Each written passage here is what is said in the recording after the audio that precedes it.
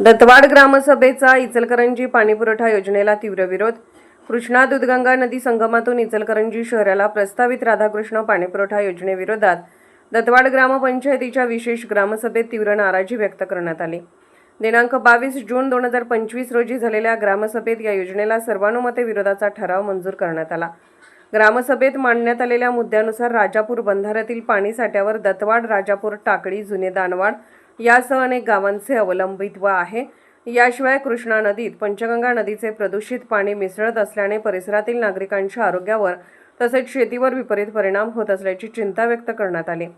दूधगंगा नदीवरील विविध प्रकल्प, वाढती पाणी टंचाई आणि कर्नाटककडून होणारा पाण्याचा वापर यामुळे भविष्यात या भागात गंभीर जलसंकट निर्माण होण्याची शक्यता असल्याचे ग्रामस्थांनी नमूद केले। त्यामुळे स्थानिक गावांच्या पिण्याच्या व सिंचनाच्या गरजा धोक्यात येतील असे मत ग्रामसभेत व्यक्त करण्यात आले। यावेळी इचलकरंजी शहरासाठी पर्यायी उपाययोजना म्हणून पंचगंगा नदीचे पाणी शुद्धीकरण करून वापरण्याचा पर्याय विचारात घ्यावा अशी मागणी करण्यात आली।